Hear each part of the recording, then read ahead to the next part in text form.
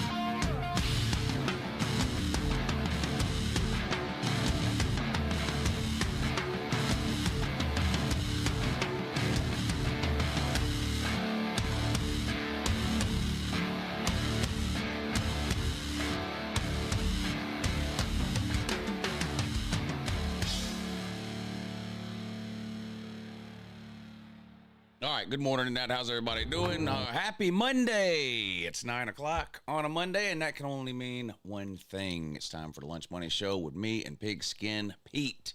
What's up, Pete? Just in case there's three people left on the earth that don't know, Hufferbilly Paul thinks that Clemson should fire everybody, burn everything to the ground, and they're winning 6 games this year. So at least the last three people on earth now know. Okay. You're welcome. Now, let me tell you something that's funny about that. Of course, Paul is serious with that. Like, he really thinks like the wheels have fallen off. Like, it's just Clemson is dead. It's woe is me routine, and he means it. Tennessee fans have lost so many times in a row to Georgia that they're trying this new thing on the internet all week where they're typing nothing. In other words, Tennessee has spent every minute since the internet was invented typing about how they're going 1-0 and winning everything and beating Georgia and all this, right? And they never do. They're doing the opposite this week, but they don't mean it. They actually think that what they are typing on Twitter has an effect on the game, and they've been typing they're going to beat Georgia, and they've been losing. So that there's like, it's almost like a like they had a meeting. Tennessee fans did, and they're all typing the same things all over Twitter. And I just saw it here in my comment. I noticed it on Twitter today, and now I'm seeing it in my comment section by one of these Tennessee fans. I love Tennessee, but they just don't stand a chance. I got my brown paper. Oh, that's Paul with the brown paper bag. But anyway, they're trying this reverse psychology thing, where if they type about how they don't stand a chance against big bad Georgia, and Georgia's going to win by 100, and I just hope Tennessee tries hard and all that, it's weird. It's like you can't go on Twitter without seeing it. It's really weird. Georgia has beat them down to the point where they don't even know what to do anymore. It's really a shame, really, at this point, is what it is.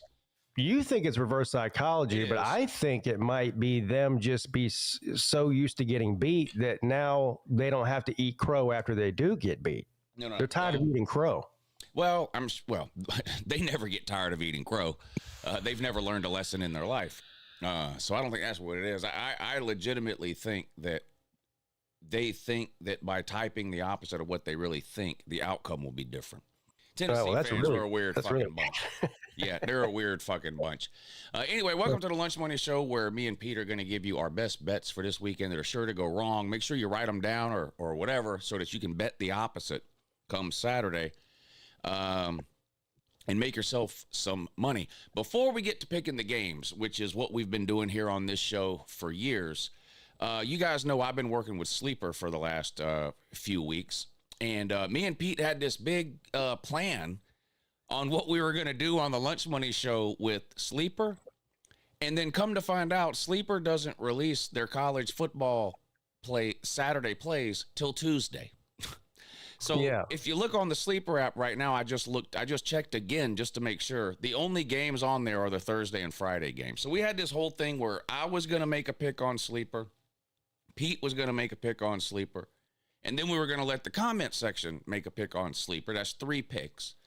And then I was going to put the play in, and we were going to track it week over week and see if we could win some money, me, Pete, and the comment section combined into one Sleeper pick, and track it over the course of the season and have some fun with it. And come to find out that the picks aren't available for the Saturday games till Tuesday, and we do the show on Monday. So that's completely out the window. With that being said, you should still download the Sleeper app. You can have some fun. Pete's got it. I have it. We've had a lot of fun the first couple of weeks with the Sleeper app. So what we're going to do is starting next Monday, we're going to come on here and we'll show you our Sleeper picks from the weekend before and let you know if we won or lost. But we won't be able to tell you our picks for the next week because they're not out till tomorrow.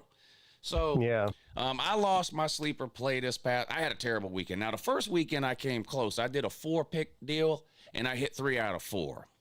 Now, you don't win nothing for that. It's horses and hand grenades deal. You got to get it's an all or nothing thing.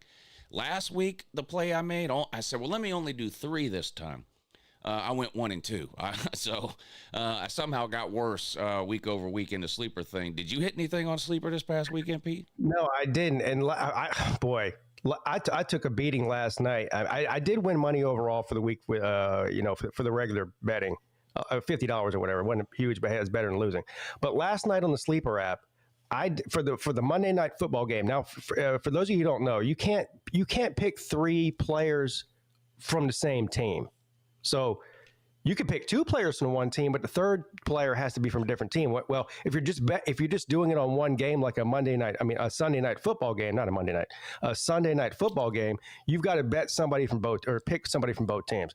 So I picked Lamar Jackson over in rushing yards. It was like 40 yards. He went way over. He like tripled that. Derrick Henry over, I think it was like 80 yards. He almost had 200 yards rushing. And the last one was Josh Allen over, I think it was 34 yards. And I'll be goddamn if he didn't miss that by like 2 yards. So, no, I didn't. Well, I barely missed it, but I would have won. I think it was $200 or close to it. Yeah.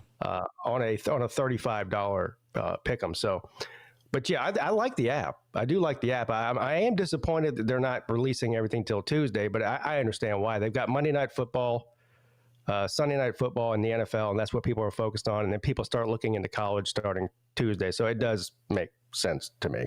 Yeah. You know, So me and Pete will continue to make a sleeper play. I show y'all my sleeper picks every Saturday morning on the morning show. But we were going to do a whole thing on Mondays, but and tell you what we were doing for the next week. But instead, what we'll do is we'll come on here and we'll tell you how much money we will, because we're going to make a killing on there, I'm sure. So we'll come on here every Monday. I'll pull it up. I'll show you the sleeper picks me and Pete made, and whether or not we won or lost. Speaking of the NFL, and I know people get mad when you talk about the NFL. I watched some of that game last night too. So the Sunday night NFL game is generally the only NFL game I get to watch in a week because I'm working mostly on Sundays and the other times that it's on. Derrick Henry is an absolute fucking beast. I hear people talk about him, and I obviously remember how great he was at Alabama. But he looks like he's playing in a league by himself. He is bigger, stronger, and when I watch, I was only 2, 3, 4 years old when Herschel Walker played at Georgia. But people that were alive then describe it as like he was, it looked like he was playing against people in a lower league. Like he was bigger, stronger, and faster than everybody else on the field. That's what it looks like when I watch Derrick Henry. He's bigger than the linebackers that he's playing against. He's faster than the corners.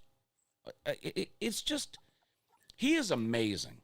And he doesn't even look all that, like he's not like Barry Sanders or somebody like that, like super athletic, spin moves and jukes. That's not necessarily him. He's just big, fast, and strong. And I see him stiff arm people. And these people, he's stiff arming 230, 240 pound linebackers, and there's nothing they can do. It's not just him physically either. It's his lifestyle. He's so regimented. A lot of these guys, and I don't blame them. I'd be the same way. They make millions of dollars, and then the off season they go out and party and hang out and sit by the pool and drink margaritas. This guy, 365 days is about his business. He doesn't drink, doesn't smoke, never has. He's got a regimented from the time he wakes up to the time he goes to sleep. His diet, his exercise daily. Right. He's a first ballot Hall of Famer that's still playing probably for another 5 years. How old is Derrick Henry? 30? He's got to be getting close to that. And for running back, that's amazing because teams recycle running backs every 3 and 4 years now. But Derrick, like you said, Derrick Henry, I see the videos that go around every offseason of him running hills. You see those? Yeah. Oh yeah. It's like the old school Rocky shit. And I know people like to clown Tom Brady. But Tom Brady, now he can't play running back till he's 42 or whatever, like Tom Brady did. But that's why Tom Brady was, well, that's not the only reason, but one of the reasons Tom Brady was able to play at such a high level for so long is because he was the same way. He monitored everything he ate, every minute of the day was regimented for him and built around football. And Derrick Henry's the same way. And it's hard if you don't watch the NFL. Just watch one Derrick Henry game. Just watch one, just to watch. It's unbelievable. It really is. And I want to give a honorable mention, and I'm not putting him in Derrick Henry's category. He's a freak. A total freak. But I want to pat myself on the back here. When Lamar Jackson was at Louisville, how many people did you hear talk about he won't last in the NFL? He's a gimmick. Oh, yeah. He's like, he'll never last. He can't throw the ball. All the running he does, he'll be out of the league in 3 years. Look, I know the Ravens lost last night.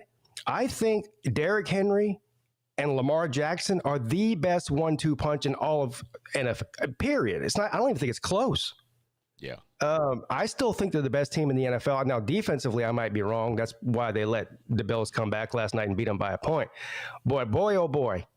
Pencil me in for a rematch of the Bills and Ravens and the Ravens later in the season, because I'm picking the Ravens to win the Super Bowl. I don't care what happened last night. Those two right there, as long as both of them stay healthy, I don't see anybody stopping them for 16, 17, 18 games. Yeah, that was a wild comeback at the end. That was a wild comeback at the end. That's what was missing from the Texas-Ohio State game in week 1 that we all spent 8 months talking about. And then we watched the game, and none of the stars did anything. They are but you watched that NFL game last night. The two best players, Lamar Jackson and Derrick Henry, were the two best players, and they both played at an elite fucking level. And it was a great game. And I'm not even into the NFL. Like, I don't even know if I could have told you who Derrick Henry played for before I sat down to watch that game last night. But my God, he is unbelievable. Well, we have the most ironic comment of the night so far. Fireball says Lamar will never win shit. He's too dumb. Yeah. Yeah. Just come out and say it, man. Just come out and say it. Just come out and say it, dude. Oh boy. You don't have to. Don't beat around the bush. Just come out and say it. Anyway. The irony is Fireball might be the dumbest person in this comment section right now. So there you go. Somebody before that said the only reason Tom Brady was any good is because of the tuck rule, because the referees and the tuck rules. Oh, yeah. So Tom Brady was no good. Somebody who just hates Tom Brady there. The only reason he was any good is because of the tuck rule. All right. Yeah, Tom Brady ain't played nobody. Yeah. Anyway, download the Sleeper app. Use promo code Lou, L-O-U. It'll help me and Pete, by the way. Me and Pete are in cahoots on this deal for the Monday night show. So even if you hate me, and there are a few of you watching that hate me, I know that. But maybe you like Pete. Download the Sleeper app. Use code L-O-U. They're going to match your first deposit dollar for dollar up to $100. So you deposit $100 on the Sleeper app with promo code Lou, and you'll have $200 to play with. They're going to match it dollar for dollar. So deposit 100, get 100, deposit 50, get another 50. You get the deal. Download the Sleeper app. It's a lot of fun. It's easy to use. You're not picking winners of games. You're literally just picking stats, more or less. So this quarterback's going to throw for more or less than this many yards. This running back's going to run for more or less than this many yards. It's that simple. You can win up to 1,000 times your money. And now, here's an amazing Sleeper commercial for you. Sleeper is the #1 fantasy sports app. It pays to know sports. Pick more or less on top players. Your first pick is on us, so start winning now. Play in Texas, Georgia, Minnesota, and 27 more states. Pick anytime across all sports, pregame or live. Over 10 million players are already on Sleeper. Make your picks count. Score up to 1,000 times your cash. Join today, get up to $100 credit using code LOU. Call your shot on Sleeper. Download now. All right. Appreciate you watching. Download the Sleeper app.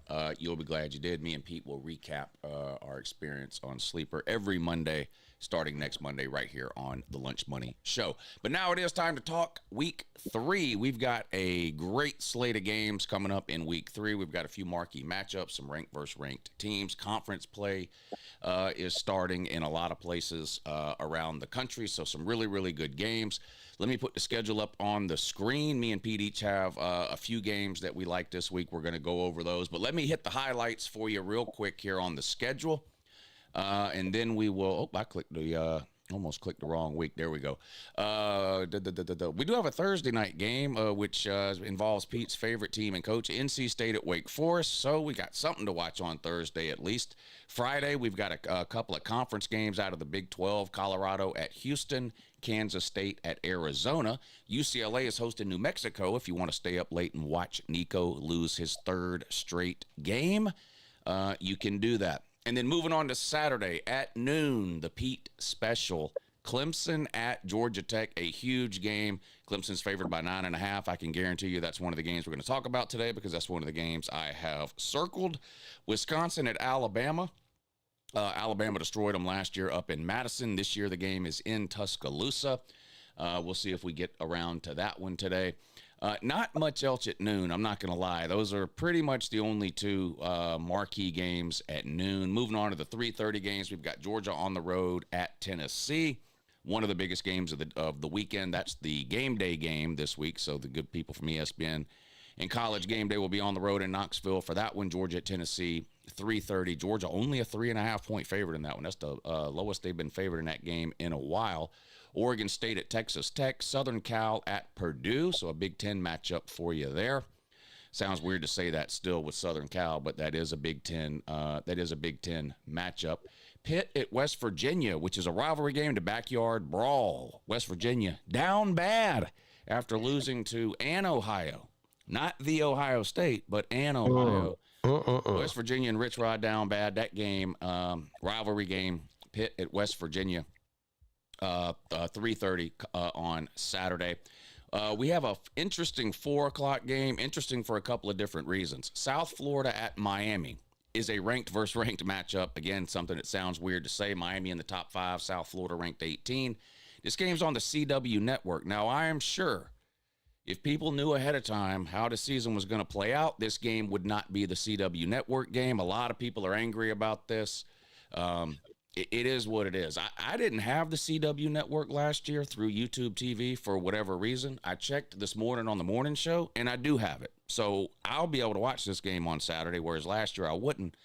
But it is on the CW network. So if you're planning on watching that game, make sure make sure you have that channel, number one, and you know how to find it. Moving on to the primetime games, Arkansas at Ole Miss, an SEC matchup. Ole Miss took down Kentucky on the road last week, so they're looking to start 2-0 in conference play early in the season. The Lane train, full steam ahead, 8.5-point favorite for them. Coming up at 7:30, Florida at LSU. Disastrous loss for Florida last week at home to South Florida. Just a complete embarrassment and debacle for the entire Florida program, and especially the Florida fan base, who got way out over their skis for no logical reason in the offseason. Texas A&M at Notre Dame could be a really, really good one Saturday night in South Bend. Notre Dame's a 6.5-point favorite there. Let's see. Vandy at South Carolina has suddenly become one of the most interesting games of the week. Both teams are undefeated, but Vanderbilt beat the absolute soul out of Virginia Tech on the road in Blacksburg. South Carolina struggled with them a little in a neutral site game. So Vandy has looked like the better team so far this season. South Carolina can be a tough place to play, though. And the home team Gamecocks are favored by 5.5 over Vandy. A lot of people on Vandy early in the week in that game. A lot of people like Vandy there. Boston College at Stanford, another one of those things that feels weird to say as a conference game, but it is. Boston College traveling all the way out to the West Coast to take on the Tree in a 10:30 game. So that's your rundown of games for the week. So is it week one? No, but listen, we're not having another week one. Week one is over. Quit comparing everything to week one. I told y'all about week two, and it ended up being amazing. Great games, rivalry games. Florida went down. Oklahoma with a big win over Michigan. UNLV beat UCLA. It was an amazing weekend of games. This weekend will be too. What stands out to you, Pete? Obviously, the Clemson game. Yeah, we'll talk about the Clemson game in a second. That's not one of my picks for tonight, but I do think I need to give a public service announcement for the Lunch Money Show that we've failed to do this year based on some of the comments we got off the first week show, the week one show. We are not giving betting advice. So first of all, take that into consideration. We like to go on the apps like Sleeper and make picks and go on and bet games on whatever app that's illegal in your state that you're in. We're not telling you what to bet. So that's not what this is. Just FYI there. And that's all I'll say about that. Well, yeah, along those same lines, because I know what you're talking about. I saw the same comments too. Yeah. And basically what it is somebody in the comments was complaining that that we don't know what we're doing when it comes to gambling. First of all, duh. And number two, he was saying the value is on the low-rated games, like the group of five and the FCS. Those are the games you need to be picking. Listen, like Pete said, we're not on here because we're professional gamblers. We talk about, me and Pete bet on games that we watch. Well, I'll speak for myself. I bet on games that I watch. It makes the games more entertaining to me. Do I hope to win some money every once in a while betting on these games? Yes. Am I a professional gambler that tracks my picks and can tell you my percentage? No, I honestly, I don't give a shit. I gamble with my movie theater money. Like, it's like, I'm betting $25 or whatever it is. I'm not going to come on a show like this and spend 10 minutes talking about Miami of Ohio versus Central Michigan. Like, I don't care about that game. I just don't. So I'm not going to bet that game. There might be great value on that game from a betting perspective. I don't care. This is an entertainment show. We're going to talk about the games that people are going to watch. And we're going to tell you what our picks are on those games. Now, I tell you, and Pete tells you too at the beginning of the show, bet the opposite of what we tell you, because we don't know what we're doing. We're not professional gamblers.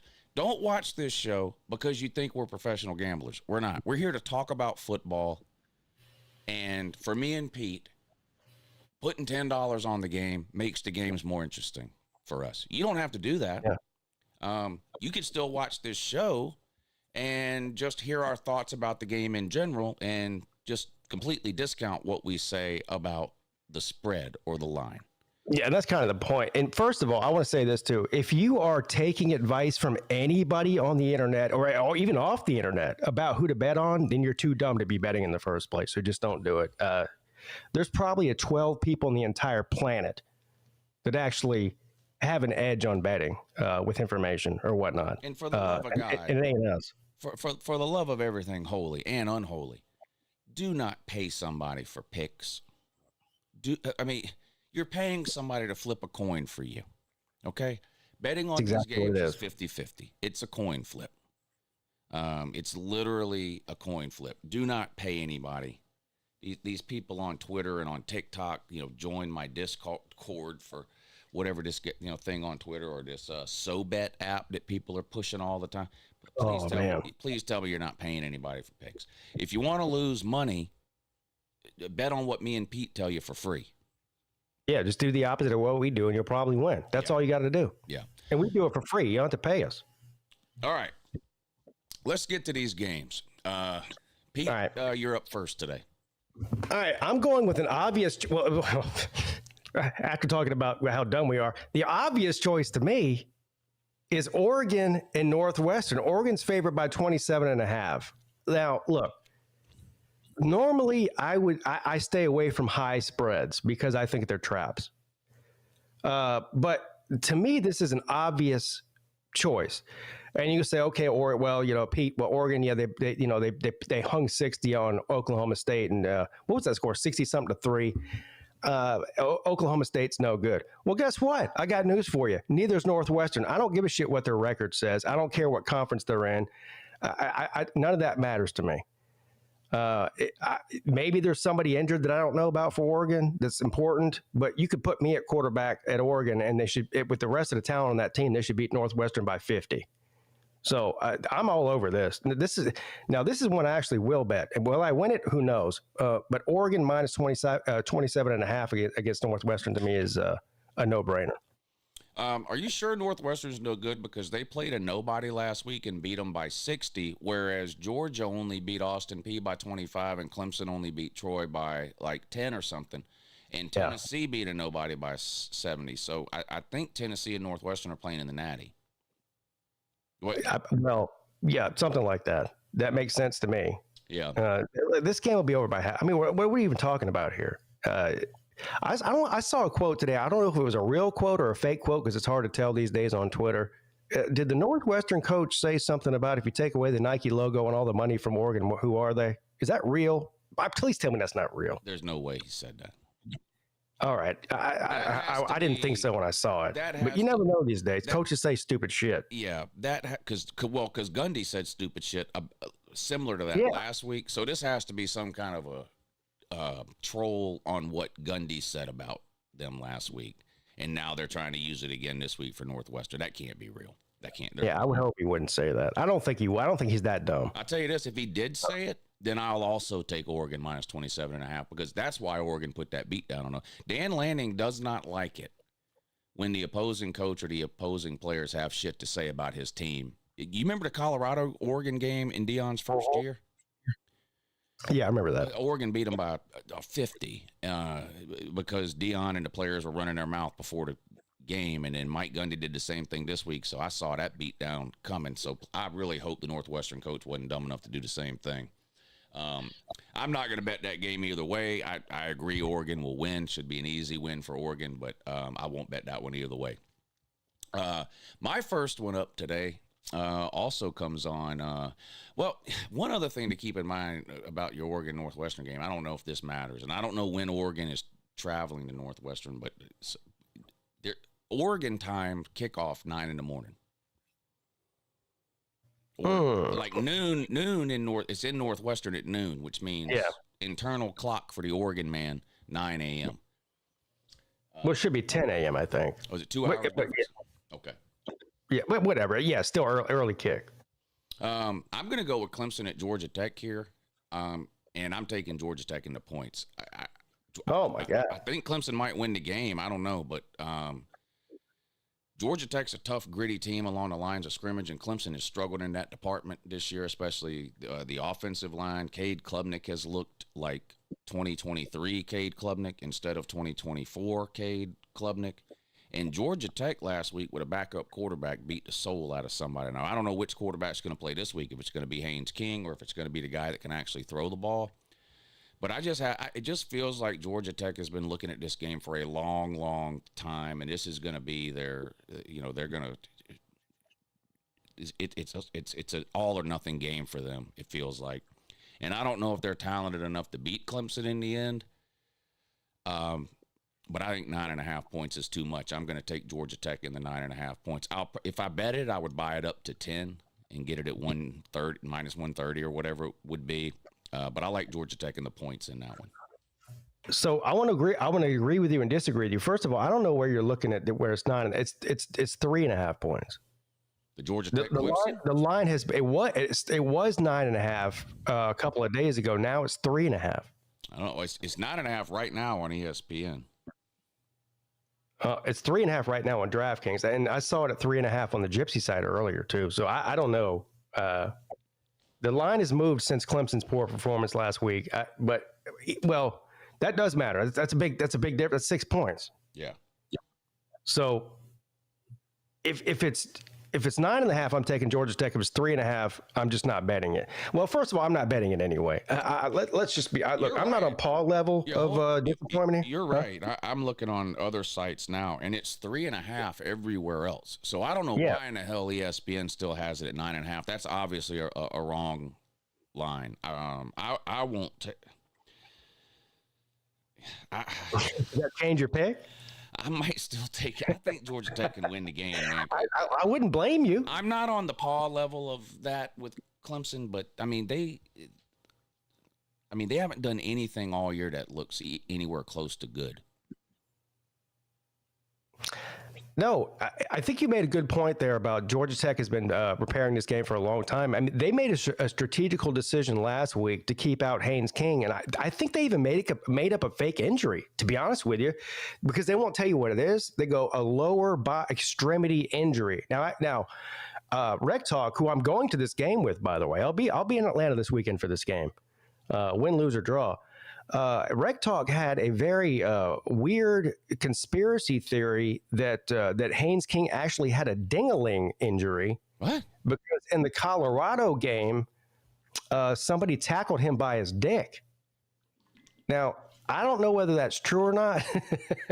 I've never heard of a dick injury before, but maybe it's true. But they kept out Haynes King last week, and I think the reason they kept him out was because of this game. They wanted to make sure that he didn't have a single ding on his body that didn't need to happen, because he is the key to winning this game. I think Georgia Tech's front seven is decent. I don't think they're elite. I think Georgia Tech's running game is decent outside of Haynes King, not elite. I think their offensive line has serious problems, especially at center. Do you know that Georgia Tech has the highest turnover margin in the Power Four after 2 weeks? I didn't pay attention to the game this past weekend. I know they turned it over 3 times against Colorado. They turned it over again this weekend? I guess so. According to Rec Talk, they're 128th in the FBS. So they're the worst in the Power Four in turnover margin. So if they don't get that cleaned up against Clemson's front seven, it's going to be a long day. Now, having said that, I am still not sold on Clemson's offense. So this, and this game's in Georgia Tech. I'm a believer in Haynes King. I'm a Haynes King fan. Not this week, but I like to watch him play. I think he's an elite, college player. I don't know. He's not if he's an elite passer, but anyway, just the whole aura around Clemson right now is kind of weird, and I don't trust them to come out in any game strong at this point. If they play like they played in the second half against Troy, they should outmatch in the long run Georgia Tech. But Georgia Tech, this is like you said, they've had this circled on their calendar. Even the Colorado game, I don't think they cared as much about as this. So I'm not betting this game. I won't take either one. If you put a gun to my head, I would probably take the under. Yeah, I just said it. You heard me say it. Wow. I would probably take the under 53.5. As far as the point spread goes, I ain't touching that. But I always bet over, but I'd take the under 53.5. I think about until Clemson's offense can show me they're competent and they can establish a run game for more than one quarter, which is really what it was last week, then I'm taking I just don't think they can score. So. Okay. Wow. I don't know about Haynes King's dick injury. But there is definitely something wrong with his arm, and I think it's a permanent thing. I think he hurt his arm a couple of years ago or whatever it is or something. The guy cannot throw the ball at all, healthy or not. He just can't. He can't throw the ball, and that hurts against good defenses, especially. Good defenses can really shut down a one-dimensional team, and that's how Clemson will win that game, whether the offense wakes up or not. Is if Clemson can take away Georgia Tech's ability to run the ball, specifically Haynes King's ability to run the ball, Georgia Tech's going to have a hard time doing anything because they really have no downfield. Now, last week they did with that Philo guy, and I don't know, maybe they go to some kind of a two-quarterback. I don't know enough about Georgia Tech. I'm wondering if Georgia Tech fans are sitting around, especially after this past weekend when Philo threw the ball all over the place. Now, it was against a nobody. I get that. I know. But I'm just wondering, are there Georgia Tech fans, as much as they love Haynes King, and I know they love Haynes King, and look, if Haynes King played for any of our teams, we'd love him. He's a likable guy. He's a really likable guy, and he gives it his all and that whole deal. But I just wonder if there's some Georgia Tech fans sitting around that are going, I sure would like to see Philo and certain, maybe they go rotating things. There probably are. And Rec Talk said today that Philo is a more talented quarterback. He's talking about overall, passing the ball. He said, but for this game that Haynes King is the better quarterback for this situation. And I believe him. And I don't think that you're going to see Philo in there at all unless literally Haynes King's legs don't work anymore. Yeah. Or maybe Clemson is up 2 scores or up 17 at halftime. Way back in the game, something. Yeah, I see that too. Yeah. But anyway, all right, that's enough on that one. All right, you're up again. Is Pete driving to Atlanta? No, I'm going to portal myself there. Yeah, of course I'm driving there. All right, I'm up again. You said. All right, South Florida versus Miami. This might be the game of the week. That's on the CW. You mentioned that earlier. Is that the best deal that the CW ever made? They bought these ACC games for $5, and they're about to have the highest viewership in the history of their channel. Yeah. Outside the Gilmore Girls or whatever else they're posting on there. But yeah, so this will be good. Look, I know a lot of people across the country outside of Miami. I know Florida fans. I know Florida State fans. Maybe even Clemson fans. Anybody who has to face Miami later in the year would love to see Miami fall to the almighty Bulls because, they are the Slayers this year, aren't they? They beat Boise State, who we Boise State's a world beater, and also Florida's an elite team that everybody forgot about. But the reality is, I don't think this game is going to go the way people think it is. Now, having said that, I do think the USF hype train ends in Miami at Hard Rock this week. But 17 points. I took South Florida last week, Lou, at plus 18. I was this close. I was a millimeter away from taking them on the money line. And I was too chicken to do it. Yeah. Whatever. I took them at plus 18 and obviously won the bet because they won the game. But I'm rolling with the Bulls with the points at plus 17 here. I like that quarterback there. I don't think they have the guys to stand up against a team like Miami for 4 quarters. But I do think they have the guys to stand up for 3.5 quarters and keep it close enough, closer than 17. So from a betting standpoint, give me the Bulls at plus 17. Miami will win the game, though.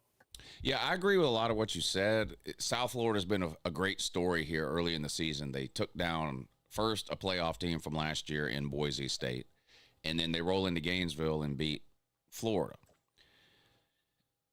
Here's the problem. Florida's not any good.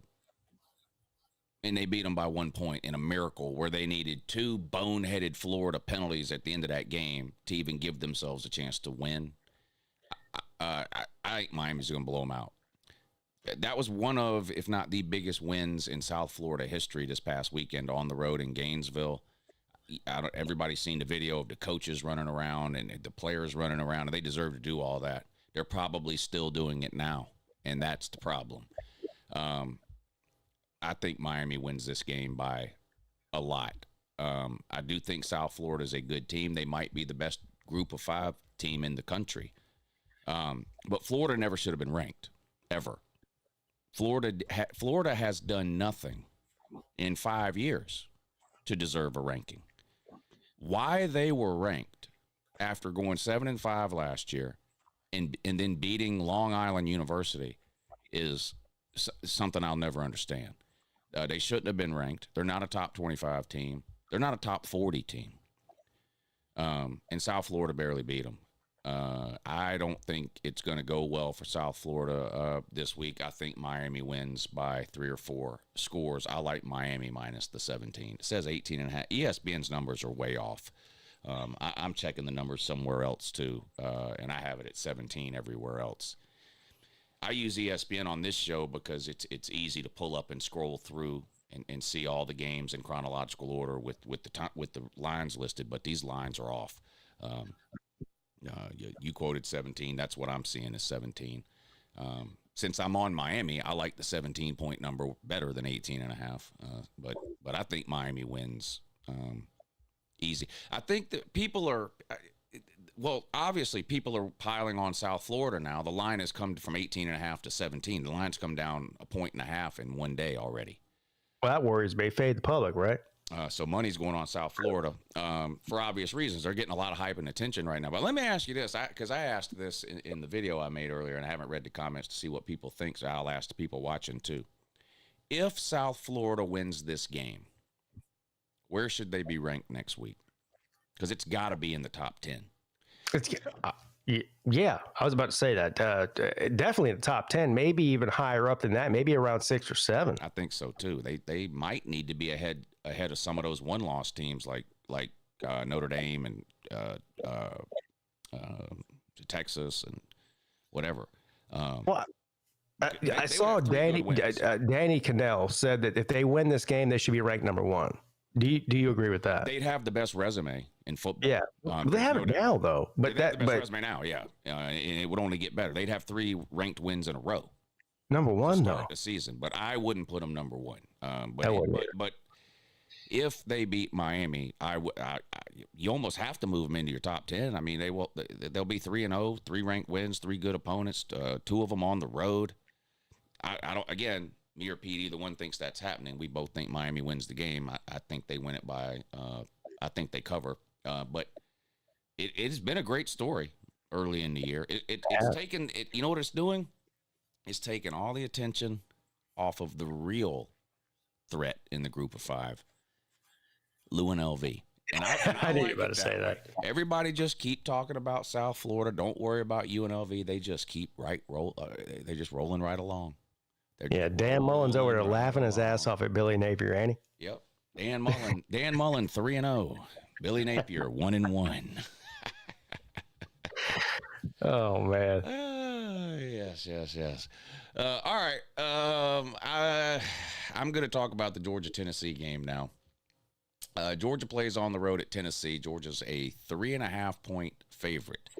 And this line is right, unless it's come down even more, because I checked this one earlier. This line is right, even on ESPN. Georgia's a 3.5-point favorite. Before the season started, Georgia was an 8.5-point favorite. Before this past weekend's games, they were a 6.5-point favorite. So in about 24 hours, it's come down 3 points to 3.5. So a lot of money is going on Tennessee. Tennessee has not beaten Georgia in Knoxville since 2015, if I'm remembering right. So Georgia's won, 5 in a row there, I guess it is. Tennessee has not thrown a touchdown pass against Georgia since 2021, and they play every year. Tennessee struggles to get first downs against Georgia under Josh Heupel, never mind score points. They haven't scored more than 2 touchdowns in a game against Georgia since Josh Heupel got the job.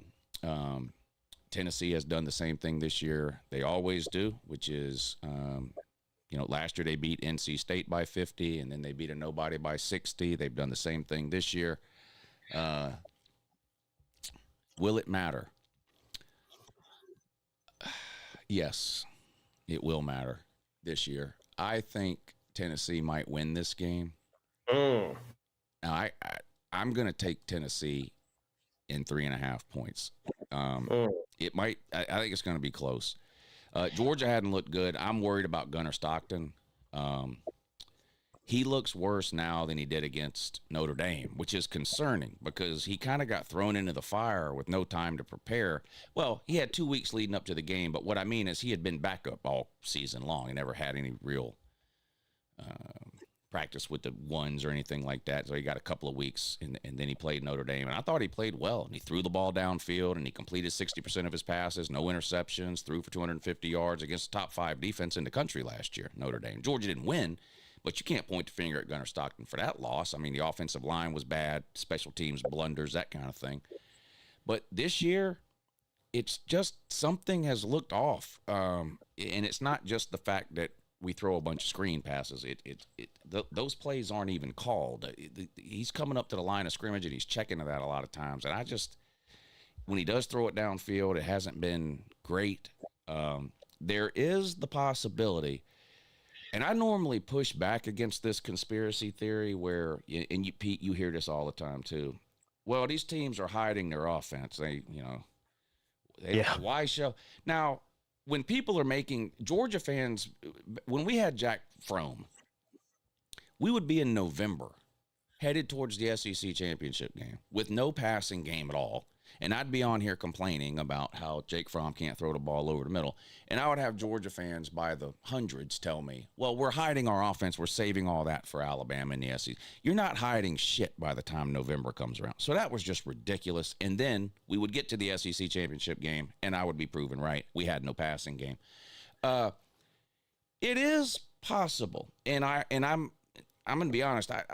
I'm willing to give Kirby the benefit of the doubt a lot more now, knowing what I know now, than I was back in 2016 and 2017 before he had won anything. It is possible that the Georgia coaching staff and everything looks at the schedule and they see Marshall and Austin Peay in the first 2 weeks and then a trip to Knoxville in week 3. It is possible that they go, you know what, let's keep the game plan kind of simple here. No reason in showing everything we have against these 2 opponents when we got Tennessee cut. That I'm willing to admit that's a possibility. But if that's not the case, Georgia will lose this game. Tennessee has looked pretty good on both sides of the ball this year. Their running game has not regressed as much as I thought maybe it would, losing Dylan Sampson. And their offensive line has even played well. Defensively, they gave up more points to Syracuse than I thought they should have, but then they looked really good last week. And I'm just concerned about the Georgia offense. The offensive line hasn't improved, at least from what I've seen so far, to the point that I hoped it would. Everybody knows what happened against Austin Peay this past weekend. Georgia had, 6 plays from inside the 5-yard line and couldn't score against Austin Peay. Like, that's just not good. Like, that's not good. So my concerns about Georgia don't have anything to do with the score of the game, 28-3. I don't care about that. It's how they got there. There was 2 turnovers. Now, Georgia's defense is elite. And Tennessee is going to have a hard time moving the ball and scoring. Like, I don't think Tennessee scored 40 points on this D. Like, that's not happening. But they might get into the 20s and win this thing, 20-14, 20-17, something like that. Georgia's offense has not looked great. And to the people that say, well, we played Marshall and Austin P. Why put anything on tape for Tennessee to study? We'll just unleash it at Knoxville. I can understand that a little bit, but that seems like more of a good idea if you have an experienced quarterback already, which we don't. Never mind the fact it's an all-new wide receiver group, too. So you've got a new quarterback and all new wide receivers, and you're asking me to believe that we could have taken these first 2 games to throw the ball all over the place and help Gunner develop and get some confidence and some chemistry with the wide receivers. But we purposely chose not to do that so we can surprise Tennessee. That's what you're asking me to believe when you tell me that we're hiding the offense for Tennessee. So I'm worried that we're not hiding it. And Pete, you know this. I don't like these never-ending bubble screens either. Nobody likes them. Every fan base, I stream games every weekend, every college football season, and no matter what game I'm streaming, both teams that I'm watching throw 15 of these bubble screens a game. Every team in the country is doing it. Snap the ball, immediately throw it to the wide receiver. It's high school football. I hate it. Y'all watching it, everybody hates it, and everybody thinks their team's the only team that does it. Every team in the country is doing this. I don't like it either. Now, I watched the Austin P game. Gunner Stockton's coming up to the line of scrimmage in shotgun. Okay? Austin P's defensive backs cannot run with Georgia's wide receivers. This is common. You know how you end up at an FCS school instead of Georgia or Clemson? You're big enough, but you're not fast enough. You're fast enough, but you're not big enough. You're strong enough, but you're too slow. You don't check enough boxes. Gunner Stockton's walking up to the line of scrimmage against Austin P, and there's 5 defensive backs all 10 yards off the line of scrimmage. There's none of this bump and run coverage that you see in the SEC or against big boy teams. So Gunner Stockton's walking up to the line of scrimmage. All of Austin P's defensive backs are 10 yards downfield, so he's snapping the ball and throwing it to the wide receiver immediately. Those plays are not called. In other words, because people are all, fire Mike Bobo because Gunner Stockton's throwing bubble screens. There's no play call called snap the ball and throw it immediately to number 5. There's no play called that. These offenses aren't nearly as simple as some people's minds are. When the quarterback walks up to the line of scrimmage, there's about 6 different things he could do. And Gunner Stockton is making the decision to make that throw or check to that throw pre-snap. I wish he wouldn't do it. There's video, you can find it, where he's doing it, even though there's wide receivers wide open 15 yards downfield. All of that is a huge fucking problem. And you're asking me to have a lot of faith in a guy who's done absolutely nothing. This guy's been at Georgia 3 years. He's done nothing. No fault of his own. Had other starters in front of him.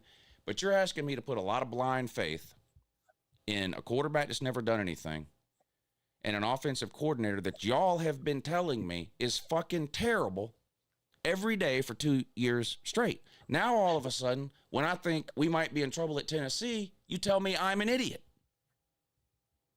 I don't know which it is, but I think Georgia could find themselves in trouble on the road in Knoxville. Now, I can never root against Georgia, and I hope they win by 100.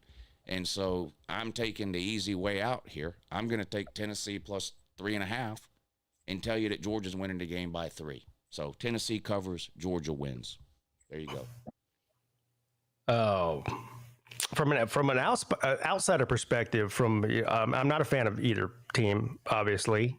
This game is confusing to me as the one that I do care about is the Clemson and Georgia Tech game, and there's a couple different reasons for this.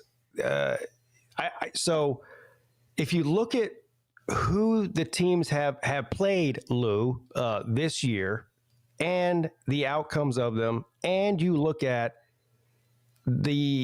and some people say this doesn't matter. Some people say that what happened the past 5 years, 10 years, 20 years doesn't matter in a one-game situation. And there is some truth to that. But I do think there is a mental hurdle, especially if you have a couple of head coaches that have gone against each other for several years straight, which Heupel and Smart have. I do think there's a mental hurdle there. We see this every year. I mean, sometimes the better team doesn't win because there's a mental hurdle to get over and all that.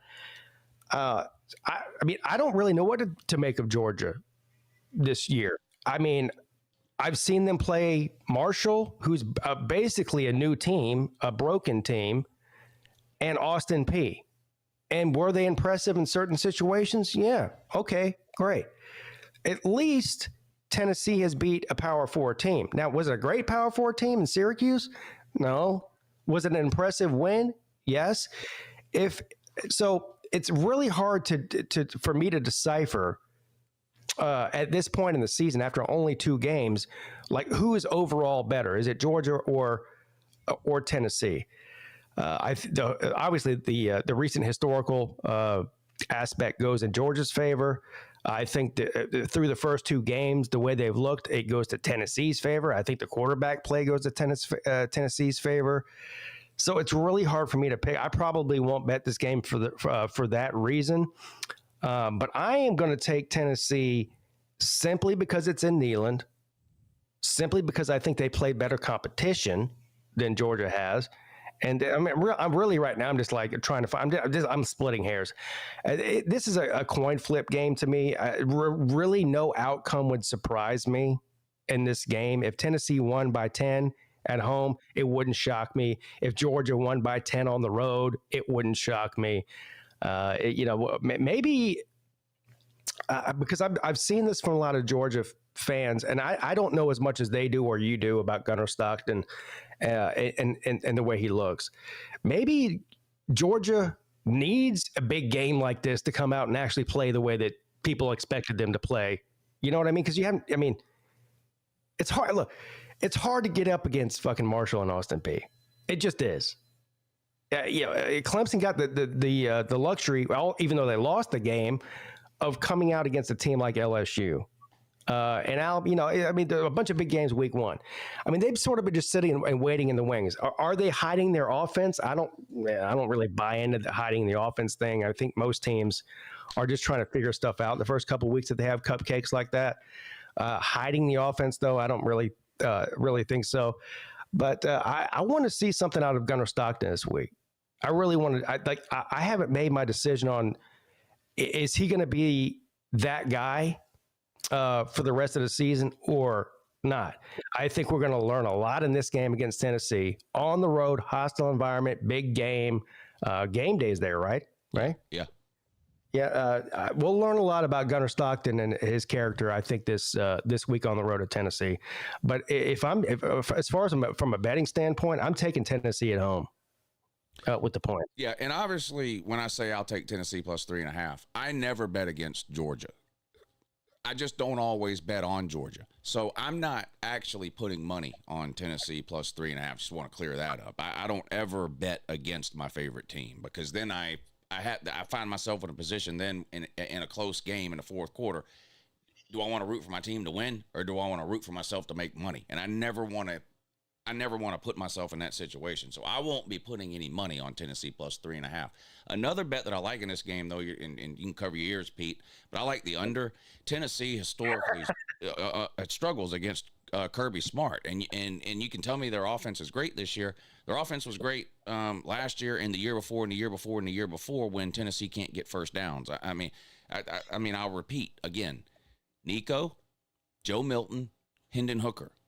None of those people have ever thrown a touchdown pass against Georgia, ever. Yeah. So will Joey do it? Maybe. Is he going to throw 4? No. It'll be low scoring, and I don't think Georgia's can score a lot of points either. So, I think the best case scenario for Georgia is to keep this thing low scoring because you don't ever want to get in a shootout with Tennessee. You look at the Bama game from a couple of years ago where they beat Bama at home 52-48, just that wild fucking game. I don't ever want to get in a shootout with Tennessee where you're trying to match score for score, ever. I don't want to do that. And Kirby doesn't want to do that either, which is why he puts him in a phone booth every time he plays them. And back to Gunnar Stockton, I'm not giving up on Gunnar Stockton either. The guy has 3 starts in his career. I'm not giving up on him. But when it comes to making picks, and people always want you to set your fanhood aside. That's what I'm doing. Based on what I have seen, not based on what I want to see or what I think I might see or whatever, just based on what I've actually seen, there's not a lot of reason to have a lot of trust in Gunnar Stockton to make his first ever road start and suddenly play great. I want to be wrong, and I could be. Yeah. So here's the devil advocate to that. And this is why I'm not betting this game. I don't have a lot of faith that Josh Heupel can outcoach Kirby Smart in a big game. Oh, he can't. There's a 0% chance Kirby gets outcoached here. 0. Well, I don't know about 0, but low. It's 0. It's well, not getting okay. outcoached. So we can be in the middle game somewhere. But you see my point though. So it makes it an impossible game to figure out. I mean, I think Tennessee will have to play out of their mind to win this game. But I think the real key to this game is the quarter. And I know like everyone focuses on quarterbacks when there's a lot of other stuff that goes on in the trenches and in the secondaries and all that on the outside. But I'm really focusing on like who's the better quarterback in this game, because I think that will be the difference in this game in particular. Yeah, back to Gunnar Stockton again. Week 1, Marshall. He runs all over the place. Georgia's leading rusher. Week 2, Austin Peay. Doesn't run the ball a single time. I don't know enough about what's going on inside Georgia to know if that's a game plan thing, if they're just working. You mentioned earlier when you play these lower level teams, it's more about working on things than it is about beating them by 50. I could not agree more, which is why the joke I made at the beginning of the show about Northwestern beating somebody by 60, I'll go through the list again because I know not everybody listens to the whole hour and a half of the Your Season is Over video. Ohio State 70-0, Oregon 69-3, Florida State 77-3, Indiana 156-9, Texas Tech 162-14, Utah 163-9, Miami 145-3, Georgia Tech 159-12, Wake Forest 142-10. There's more. Northwestern 142-7, Minnesota 166-0, Nebraska 168-0, Washington 170-10, Tennessee 172-17, Arkansas 156-14. All of those teams can't win the Natty. And all of those teams aren't winning the Natty because these scores don't mean anything against this kind of competition. All of those teams I just named was against FCS and Group of 5. Tennessee has done this to the FCS and the Group of 5 every year for 4 years in a row. They've got no SEC titles and no playoff wins, and they play Georgia and they can't get a first down. None of what I'm saying about being worried about this game is because Tennessee beat East Tennessee State 72-17, because they did the same thing last year. These don't mean anything. So sometimes highly ranked teams that are smart take games against those low-level opponents and they go, we could beat this team 70-0 by throwing Hail Marys the whole game long. Or we can work on ourselves in this game. Try different groups of offensive linemen. Rotate players out where we normally wouldn't.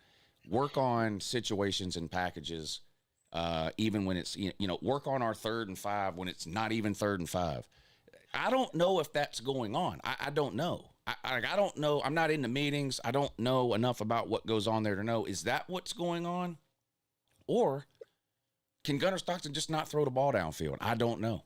I'll know after Saturday, because if he doesn't throw the ball downfield on Saturday, Georgia's not making the playoffs, because you can't. You can't run the offense I've seen Georgia run the first 2 weeks of the season and expect to go through the schedule they have and make and go 10-2 and make it. Won't happen.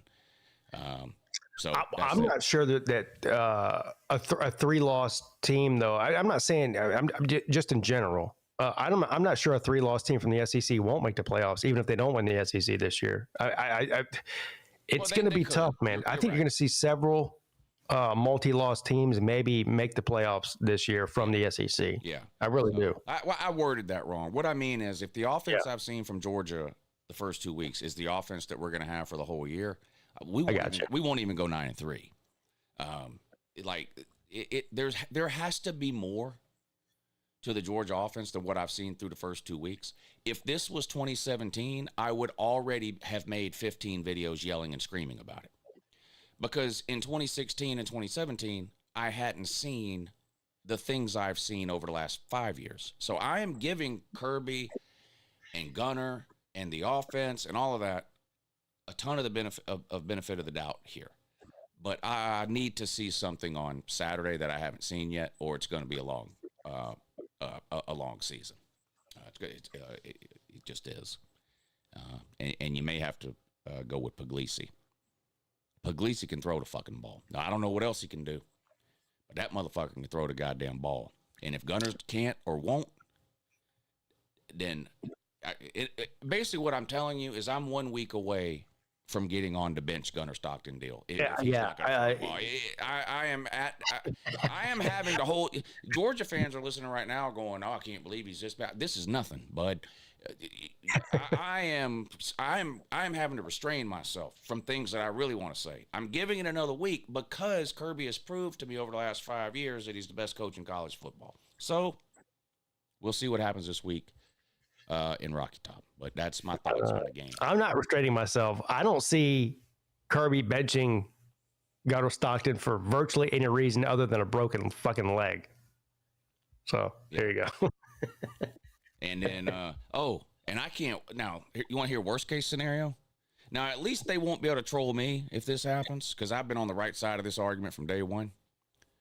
What if Gunner goes out and stinks it up, Georgia loses, and Carson Beck throws for 350 yards against South Florida and 4 touchdowns with no interceptions? The internet's going to be a rough place for Georgia fans if that happens. Now, I never got off the Carson Beck train, so they can't point their finger at me. But there is a large percentage of the Georgia fan base that's going to have to look themselves in the mirror if that happens, because they've done nothing for 8 months but shit all over Carson Beck and praise Gunner Stockton because he drives a 1988 pickup truck. Well, yeah, turns out he might play like one too. And well, is he driving that 1988 pickup truck over people's defenses, or is he driving it on the street? No. The main reason they like him is because he drives a 15 or 20-year-old. He's a Georgia boy. Yeah, gotcha. He literally drives an old beat-up pickup truck, and that's like when you listen to Georgia fans talk about Gunner Stockton, that's one of the first things they say about him. Yeah, I love old beat-up pickup trucks too, but that has nan to do with football. Well, they did the same thing with Fromm, remember? Because Fromm would post pictures of himself with his shirt off, holding a fish, and that's what they would talk about when they talked about Jake Fromm, because there was nothing else they could talk about. He was a liability.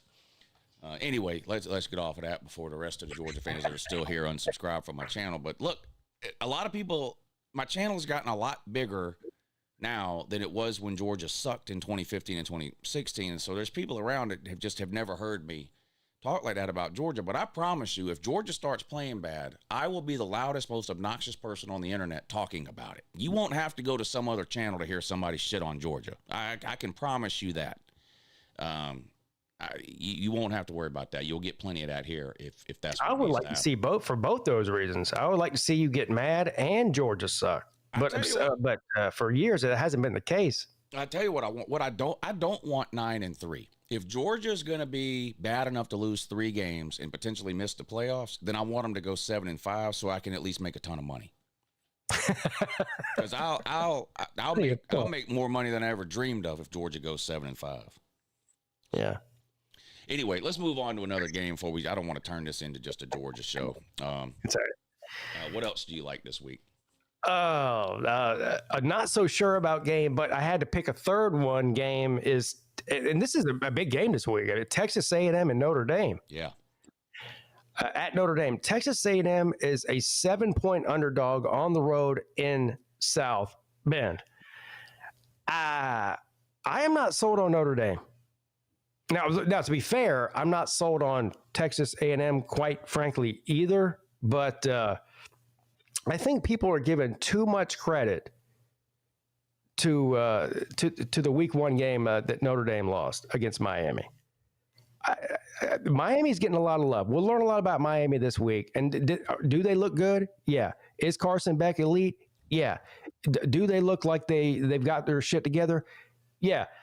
But I'm sorry. Notre Dame, to me, I am not sold on. I'm not sold on the quarterback, and I like him. I like Cartwright. I think he's got moxie. But to me, They lost on the road week 1. They had a nobody week 2, and now they've got another good team coming to town. So we've yet to see Notre Dame beat a good team. Well, we've yet to see them beat anybody. Yeah, they're 0-1. Yeah. I'm sorry. They had a bye last week. Yeah. They're 0-1. Meanwhile, Texas A&M is obviously 2-0. This is a home game. Look, I think Notre Dame is probably going to win this game, but I think this might be a shootout. Maybe not a shootout, but I think it might come down to the final drive of the game. As far as from a betting standpoint, I'm taking the Aggies at +7.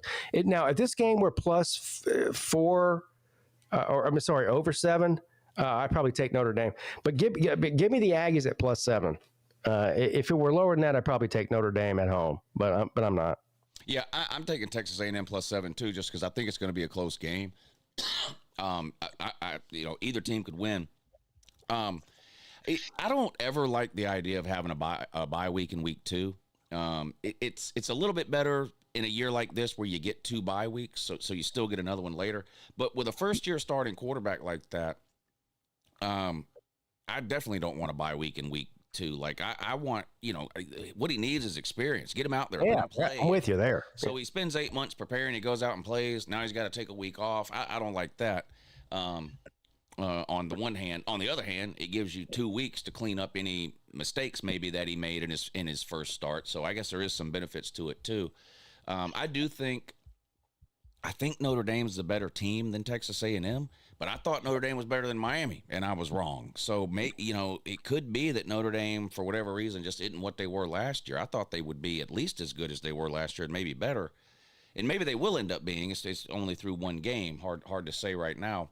But I really like Mike Elko. I like what he's doing at Texas A&M.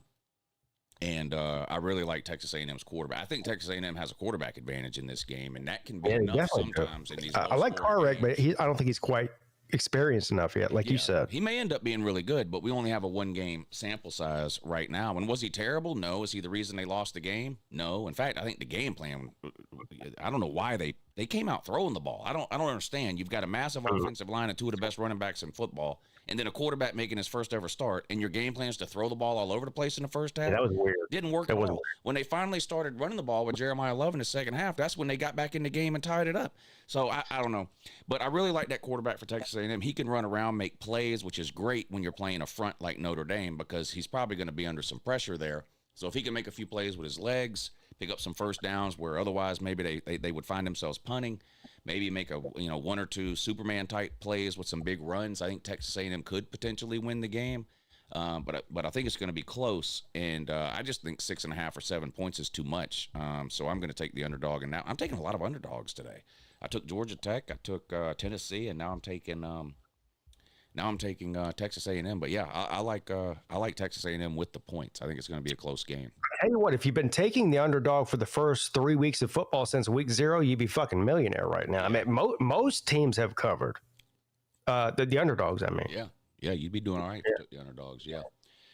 All right, the next one on my list is Florida at LSU. Now, there's 2 different ways to look at this thing. Florida lost. It was embarrassing, blah, blah, blah. Okay, well, this happened last year, and then they got it together, and they had some big wins, and the team stayed together, and they rallied the troops, and all that happened. And that's all true. That all happened in the second half of the season last year. That's all true. The other possibility is you have an embarrassing loss. You don't play well. The fans are literally chanting "Fire Billy Napier" in the stands of the stadium at the end of the game. You have a player at the most critical moment of the game spitting on another player, and it's not that he got kicked out of the team. It's an automatic first down, and that keeps South Florida on the field. They go down, they win the game. The players are mad at each other. It's a bad situation, and it just crumbles and falls apart. I think that's what's about to happen here. I think LSU is going to put a whooping on them.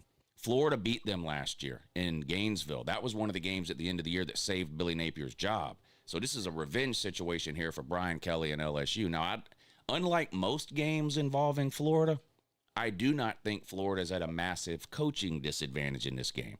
I don't like Brian Kelly, the game day coach. He's got other positive traits, but in-game coaching, I'm not a Brian Kelly fan. Billy Napier, same fucking problem. Guy still is his own offensive coordinator after fielding one of the worst offenses in the SEC for 3 years in a row, continues to make terrible play calls when it matters the most, bad clock management, terrible game time decisions. So this is a coaching blunder game here. But LSU is an NFL junior team. And I think they're going to come out here and put a whooping on a Florida team that is looking for a reason to roll over and die. It's at LSU at night in a revenge spot for LSU. LSU has clearly been looking forward to this game because they sleptwalked through their game last week, much like Clemson and Georgia did.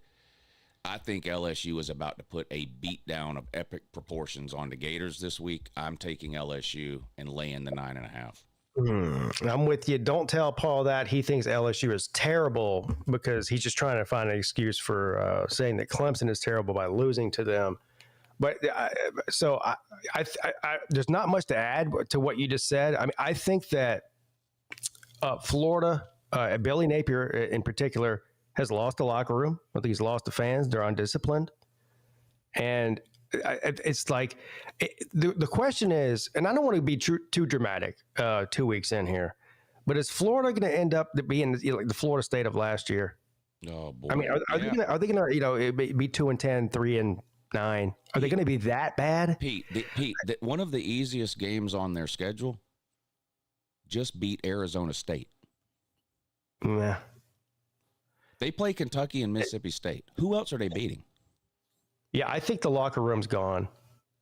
I think that Napier's lost. And, as much as I love to make fun of Brian Kelly, I mean, I can't stand Brian Kelly. I think he's a fucking clown. Me too.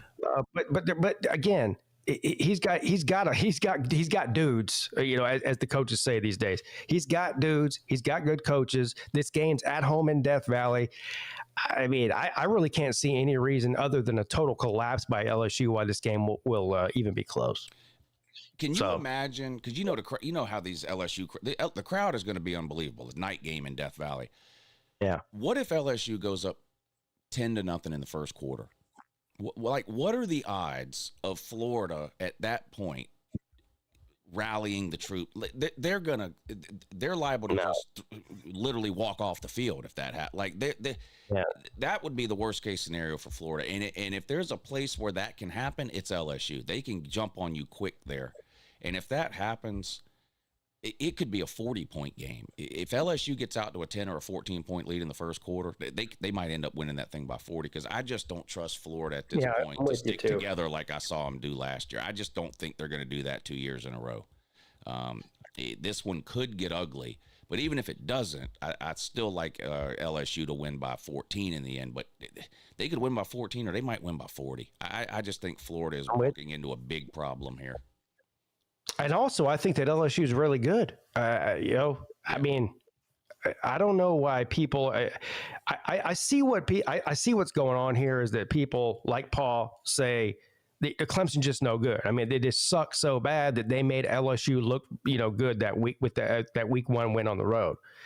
But I just don't think that's the case. I mean, yeah, Clemson did look shitty last week against Troy. I thought Clemson outside of their offense played pretty decent, especially defensively against LSU. It was a one-score game when it came down to it. I think LSU is a very good team. I love Garrett Nussmeier. I love their running game. I love the front seven. I love their receivers. I think they're a handful in the SEC. I mean, anybody who takes LSU lightly, especially a team like Florida, is kidding themselves. Now, I don't think most Florida fans are taking LSU lightly because they see the writing on the wall with Billy Napier and the whole deal. But there are a lot of people outside of that aren't taking LSU seriously this early in the season. But I do. I saw a Florida fan on Twitter. I don't remember if it was yesterday or today, tweeting about women's soccer. That's how down we are. Literally we are 2 weeks into the football season, and they're skipping right over pretending to care about basketball when that comes around. They're on women's soccer now, and I'm like, wow, okay. Once they start talking about the rowing team, it's over. Yeah. Like UCLA. Yeah. It's bad. Women's soccer. I'm dead serious. It was a post about their athletic director, but it didn't say anything about football. But it was about how they used to have the best women's soccer program a decade ago, and now they can't win a game. And then I'm like, Damn, 10 years ago. I'm like, bro, you just lost in football to like the sport that matters, and you're on here like they're so checked out at this point. I wouldn't be surprised if there's some Florida fans who are hoping they do get blown out, that don't want they don't want to happen this year. What happened last I think year. it's probably about half the fan base. Let me ask you a question. Let's just pretend we don't know what's going to happen. Obviously, that's clear. But let's just pretend that Florida's season goes completely in the toilet, quick, fast, and in a hurry.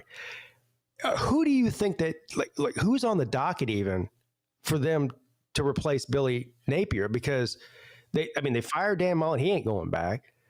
I don't even think Lane Kiffin would consider it. Maybe he would if they offered him a boatload of money. But Ole Miss right now is a better job with less pressure than Florida is. I mean, who would they even get to replace him? I mean, who are the top, one or two guys that you think would even consider going there? Octavian wants the South Florida coach. Well, that's what I was gonna. That's what they're saying now on Twitter. They want Golish. They want Gruden is the other one. I hope they get Gruden because it'll go from bad to worse. I mean, Gruden's not a college football coach. Didn't we hear Gruden 10 years ago or 5 years ago when Tennessee was looking for Heupel? Yeah. Why does he keep coming up? Yeah.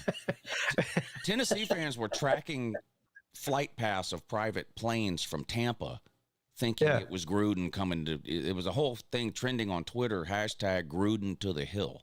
Yeah, Gruden is a genius, though. Did you see that he was like, I'm really wanting to get back into coaching, and I really want to coach in the SEC. Gruden looked around. He was like, yeah, Billy Napier's dog shit.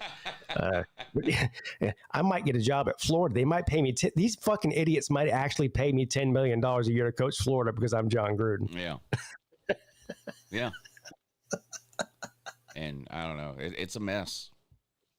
Jesse Palmer, what the fuck? The comment section's going crazy. Well, I mean, if Paul's right, they might fire Dabo Swinney from Clemson, and Florida can get our leftovers. What about Goose Malzoon? Well, that would make sense. I mean, he's got the recruiting lockdown in Florida. He's turned that Florida State offense around.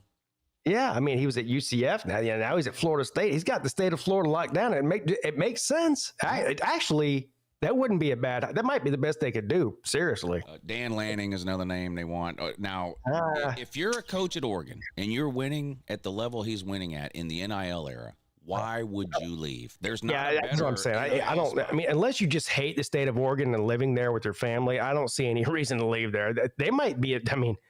They might win the title this year. I'm high on Oregon. Yeah. So why would you leave Oregon when they got their shit together right now to go to a dumpster fire in Florida? I mean, I don't know. I wouldn't. So they mentioned him. The other thing they're saying is because a lot of times when coaching positions come open, you'll hear names like coordinate like Glenn Schumann at Georgia or the DC is a name that comes up. But Florida fans are now like they're not going to take anything short of an already established Power 4 coach is what they're saying. Or John Gruden. But they don't want another project. They don't want another group of 5 guy. They don't want a coordinator from somewhere. They want a head coach who's proven that he can win. That's what they're saying. So, but it ain't up to the fans. I mean, we all know that, but I don't know who they would get. I don't know who they would get. I really don't. I have no idea. Now, that's obviously not a reason to keep Napier. My thoughts on that are clear over the years. If you decide that the coach you have is not the right coach for you, you should fire him, regardless of who it is you think you might be able to get or not get to replace him. The other thing is that's an argument between some Florida fans I saw on Twitter today is, well, if we fire Napier, we're going to lose Lagway.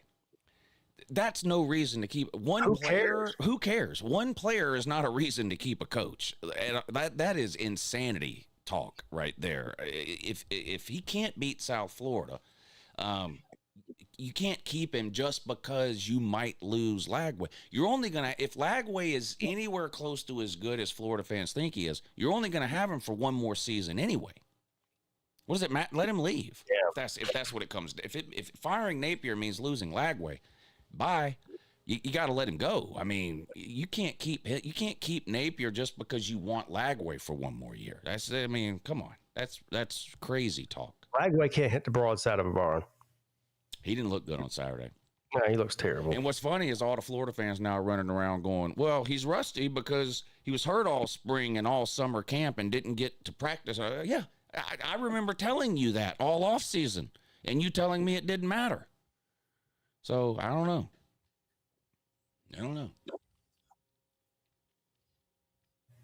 I'm seeing a lot of retards in the comment section too. Pete is young and dumb. He's just winging it. Lou, do better. I'm the same age as Lou and older than you. You fucktard. Yeah, I was gonna say Pete's not what young. are you talking about? Pete's not young at all. Now the dumb part, I don't know. I mean, me and Pete. I am dumb. I've been doing this shit for 8 years. You've been doing it for what, 12? Yeah, we've been doing. And we're both idiots. The fact that we're old just means we've been doing dumb shit longer than you. That's all that means.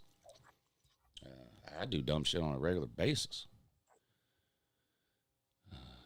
We do a gambling show. That's how dumb we are. And we actually gamble.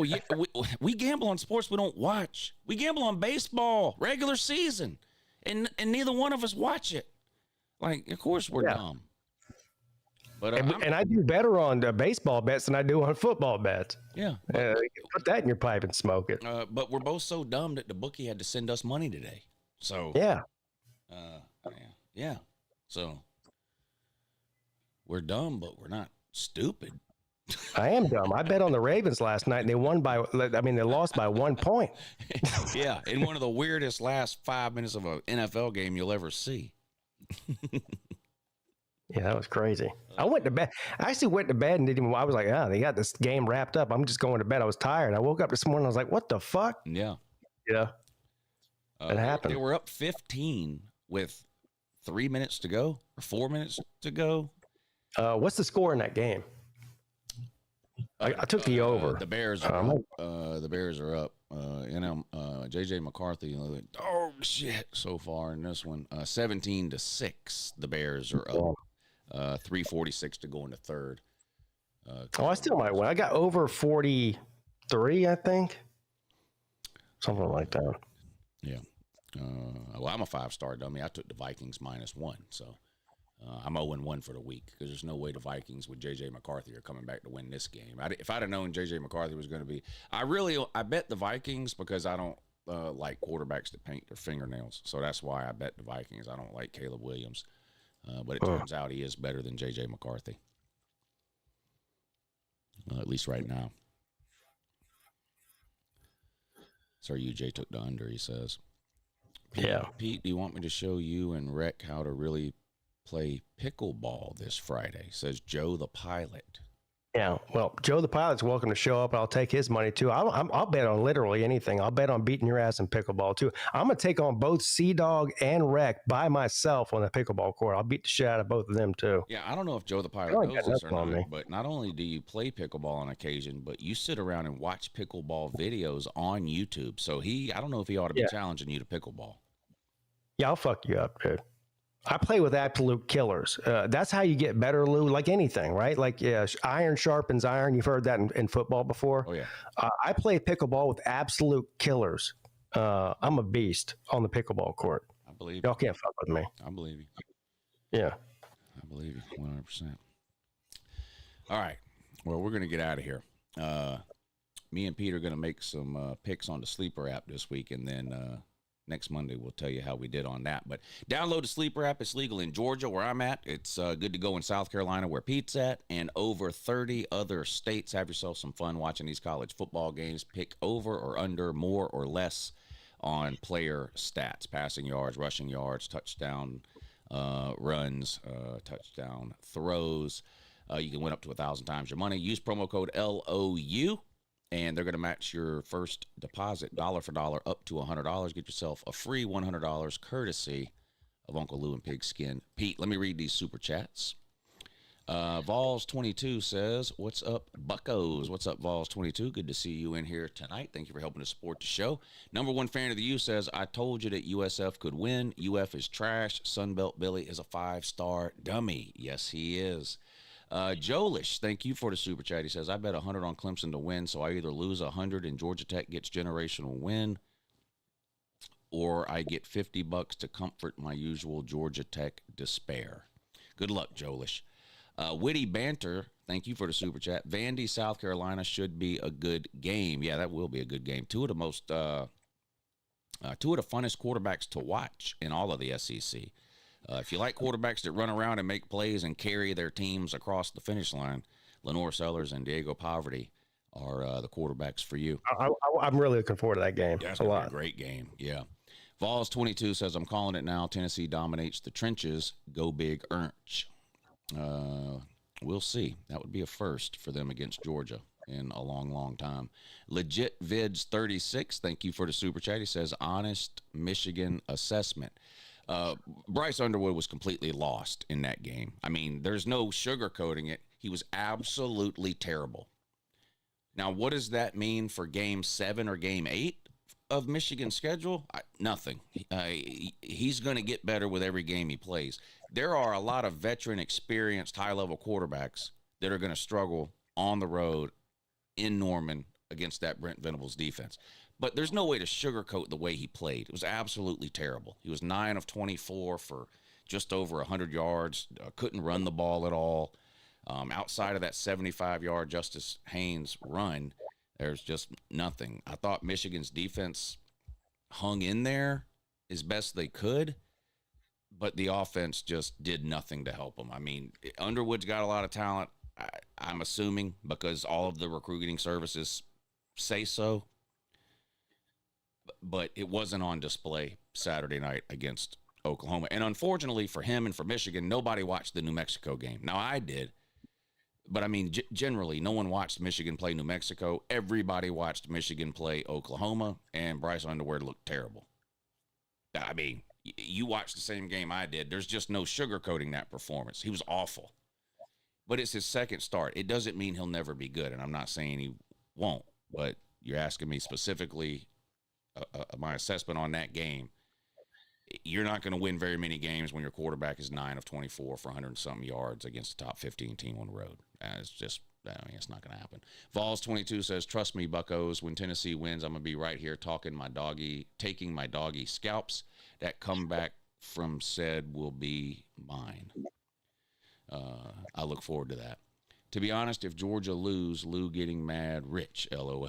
Well, not rich, but, I mean, misery loves. I've been doing this a long time. I mean, I do the same thing. Where do you think I went the minute I realized Florida was going to lose that game to South Florida? What do you think I did? I immediately went to the top sports channel. Like, I get it, because I do it too. So I know what's going to happen. The same thing that's going to happen anytime Georgia loses. So, I mean, believe me, I'm prepared for it. Now, I'm assuming that's going to be the Patreon game this week. I can check the poll. I put the poll up this morning on Patreon. What game I stream on Patreon is not up to me. It's up to, I put a poll up every week on Patreon, and they vote. And right now, it's close. 42% say afternoon games, which would be Georgia, Tennessee. 47% say the night game. So it might be on YouTube, the Georgia-Tennessee game. It might be on YouTube. So we'll see. It's close. It's close. The poll runs through tomorrow. So if you haven't voted yet over on the Patreon, head on over there and cast your vote. Mew2 says, hell yeah, Lou and Pete. Yeah, that's right. The dynamic duo of terrible sports betting advice. Remember what we told you at the beginning? Bet the opposite of everything we tell you, and you're likely to come out ahead. But that's going to do it for another edition of the Lunch Money Show. We were off was it last week? Yeah, last week we were off, right? Because it was the North Carolina game. There was a game on. Yeah, that's right. Now, we both picked North Carolina to lose. I don't think either of us thought it was going to be quite like that. They got embarrassed. Real quick, I want to get your thoughts on this, Pete, and then we will get out of here. What do you think about Bill Belichick has banned New England Patriots scouts from attending his practices? Now, this is petty, and it hurts his players' future, potentially. What do you think about that? Well, it's a terrible idea. Yeah. If you're going to tell a potential recruit. You know what? I take that back. He doesn't care about recruiting. He's on the Deion Sanders route. It's all through the transfer portal. But even recruiting through the transfer portal, those guys are transferring for a reason. Yeah. They want to go in the NFL and say, well, there's 32 teams, and only 31 of them are going to be able to watch you. Is insane to me. Look, the whole thing in North Carolina is a disaster. This thing won't last long. So if you're asking what I think about it, it's a complete disaster from top to bottom. They'll be lucky to make a bowl game this year. If anybody doesn't know what I was asking about, it's so these schools hold practices obviously during the week, and generally the practices are closed obviously to the public, and in a lot of cases they're even closed to the media. But NFL scouting departments have people that they send around to schools all the time to go and view these practices, and to meet players and things. It happens all the time at campuses all across the country.